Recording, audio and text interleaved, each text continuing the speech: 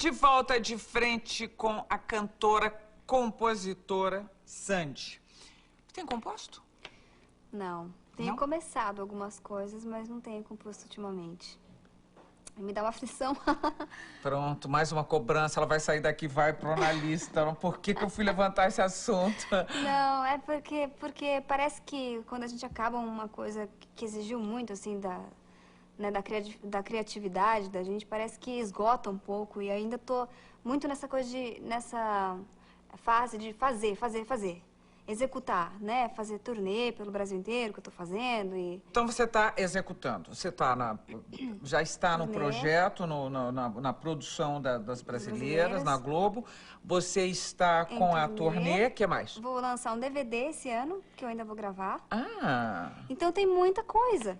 E esse DVD você está planejando fazer o quê? Com público, com... Com público, num teatro. Para lançar esse show manuscrito em DVD, registrar, né, o show, porque ficou... foi muito bem recebido, tô viajando pelo país e está sendo um sucesso, graças a Deus. Muita diferença público de estado para estado? É diferente, É diferente e eu conheço mais ou menos as características de cada região. Por exemplo, me diz uma diferença assim, notória. notória. O público do Rio Grande do Sul é super comportadinho. Fica sentado, canta junto, bate palma, mas não fica gritando, não levanta durante o show. Assim, às vezes até levanta no começo, levanta no final, mas fica bem comportado assim durante o show. Público, por exemplo, de Minas, é enlouquecido, gente invadiu o palco. É mesmo? Enlouquecido no bom sentido, tá? Mas teve gente que invadiu o palco, esse tipo de coisa, assim. O público do Nordeste é muito caloroso. Eu fui há pouco tempo e dava pra perceber que eles estavam com saudade de mim, assim, sabe? E você, em contrapartida, muda também a sua forma de se apresentar? Eu acho que acaba refletindo um pouquinho, assim, a vibração do público, a personalidade, a identidade de cada público acaba refletindo um pouquinho na nossa performance ali, porque contagia de uma maneira ou de outra. Mas o show eu procuro fazer, né, sempre bastante profissional, assim, eu sou profissional, eu consigo fazer mais ou menos parecido. Descreve pra mim o que é cantar sozinha. Você tendo passado a vida toda cantando com alguém. É diferente, muito diferente. Agora a responsabilidade dobra.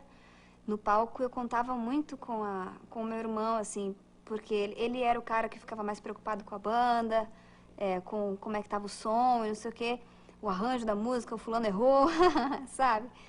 E eu estava mais preocupada sempre só em cantar e lidar com o público e fazer essa interação. E ele me ajudava muito nessa interação. Eu dividia com ele essas tarefas. E agora as atenções, óbvio, né, estão voltadas 100% para mim. Então você tem 100% do amor, 100% da preocupação, do nervosismo.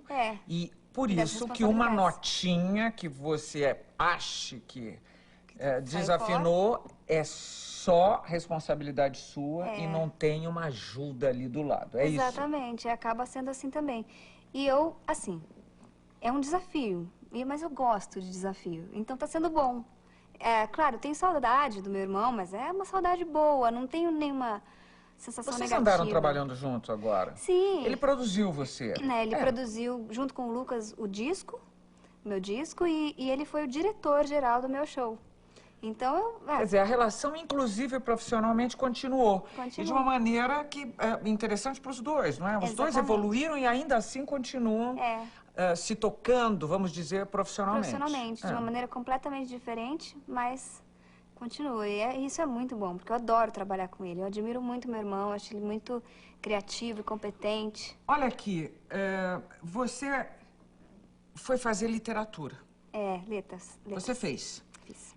Na verdade, você fez letras. Eu quero saber se você se interessa por literatura a ponto de, por isso, ter ido fazer letras.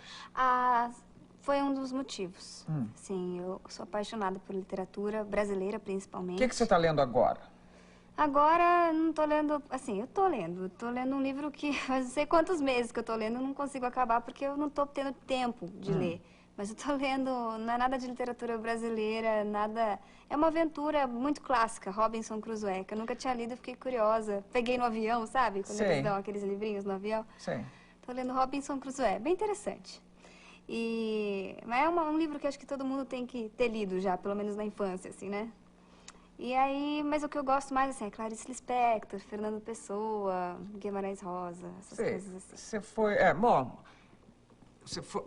Você foi para uma fantástica literatura e poesia bastante, é isso? Eu gosto bastante de poesia, mas o que eu mais leio é romance mesmo, e prosa. Bom, mas você disse, não foi só pela literatura que eu fui fazer letras. Por que mais? Eu sou apaixonada pela linguagem em geral, assim, pelas línguas. Eu fiquei até em dúvida entre fazer linguística e letras. É que linguística ia puxar para uma parada mais técnica é uma outra área, né? Até psicológica um pouco, que também me agrada porque eu já quis ser psicóloga. Mas a literatura foi que me chamou. Eu gosto de estudar gramática. Tudo que ninguém gostava, regrinha de português, que ninguém gostava de aprender, eu sempre gostei, sempre tirei notas super boas. Você é bem esquisita, hein? Eu sou bem esquisita. Bom, você seria uma literata? Talvez. Eu tenho, assim, um sonho de escrever um livro. Sobre ficção ou... Ficção. Não é... Para alguém que nunca se expõe, ou quase nunca se expõe, eu acho que não seriam memórias. Não. Uma professora minha, uma vez eu fiz um trabalho em que eu escrevi a história de várias pessoas da minha família, 8 pessoas da minha família. E cada história eu escrevi de uma maneira. Uma foi um relato, uma narração, o outro foi uma conversa transcrita ao telefone, o outro foi uma poesia, um poema, né? Vários gêneros, assim, passei por vários gêneros. E ficou um trabalho grande, bem completo, bonito e tal, e tirei 10. E a professora me elogiou muito, a professora de leitura e produção de texto, e disse que eu tinha que escrever alguma coisa, que ela poderia me orientar, me ajudar, que ela achava que eu tinha que escrever a minha história. Mas aí eu já pensei, no futuro eu posso escrever uma história. A minha, talvez não, porque, a não ser que eu esteja bem já mais velhinha e... Mas eu acho que todo escritor acaba autorreferente. Não necessariamente identificável.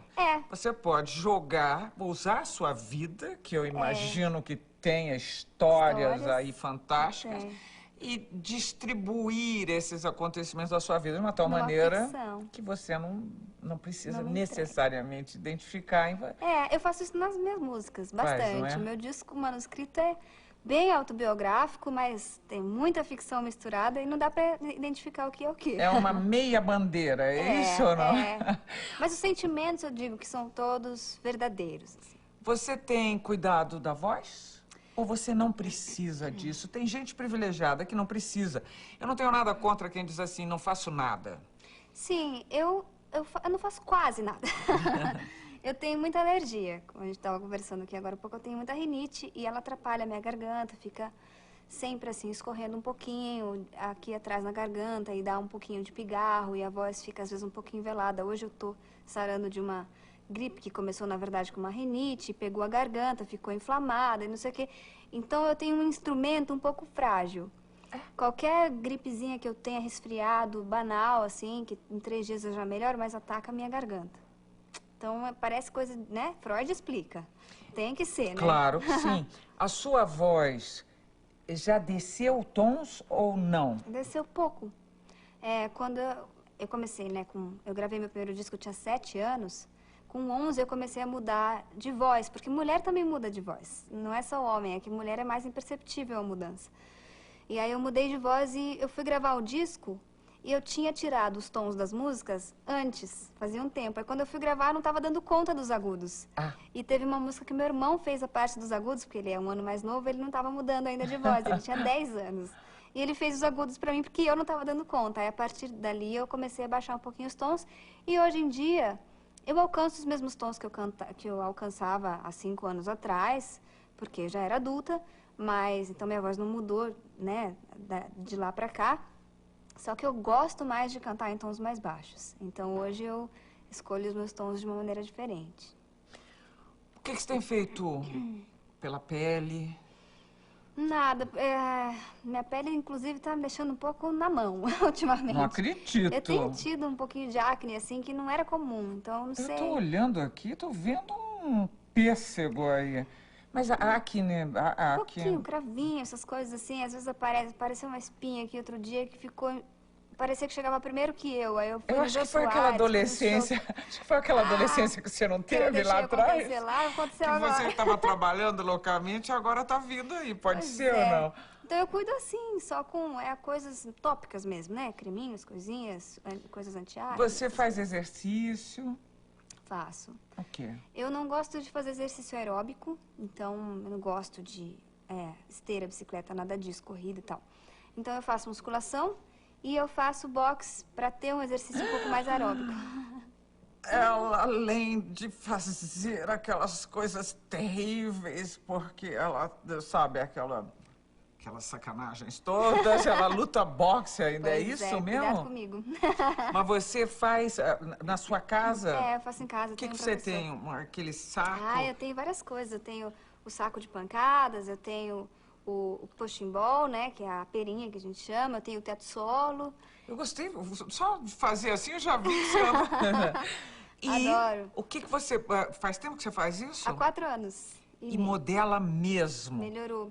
Eu tenho um formato de corpo que eu sou aquela que é mais assim, é menorzinha em cima e é quadril mais larguinho, né? Bem-vindo ao clube.